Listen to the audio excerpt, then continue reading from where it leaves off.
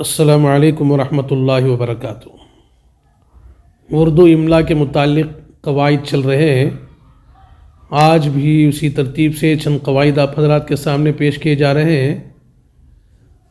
آج کی ترتیب میں ایک قاعدہ یہ ہے کہ عربی کے بعض الفاظ ایسے ہیں جو حرف جر با، حتی، علی اور فی کے ساتھ مرکب ہو کر اردو میں بولے جاتے ہیں، جیسے بالفرض، بالطبع، بالمقابل، فی الحال، بالفعل، بالمشافہہ، حتی الامکان، علی التواتر، علی الاتصال، علی ھذا القیاس وغیرہ۔ ان الفاظ کا جو الف ہے وہ پڑھنے میں نہیں آتا ہے، لیکن اسے لکھنا چاہیے، اور ان مرکبات کی حیثیت اردو میں مفرد لفظ کی سی ہے۔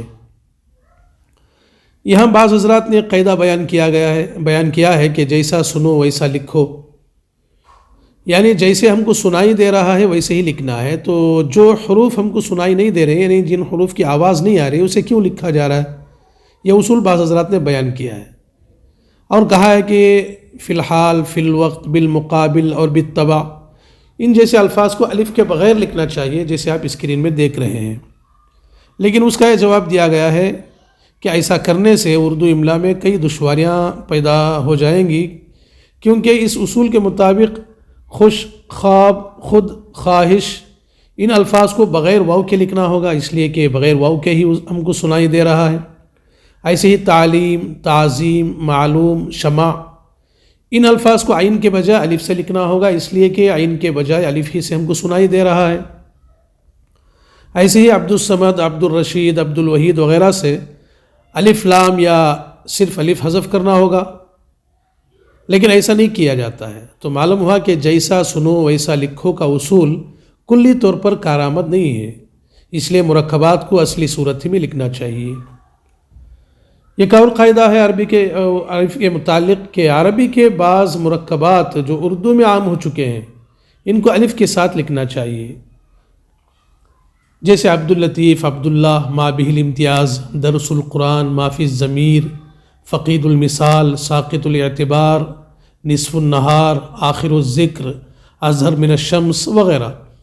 یہ الفاظ اگرچہ عربی میں ہیں، لیکن اردو میں یہ مشہور ہو چکے ہیں، تو اردو میں مشہور ہونے کی وجہ سے ان کو عربی ہی کی طرح بالکل لکھنا چاہیے، اس میں ذرا برابر فرق نہیں کرنا چاہیے۔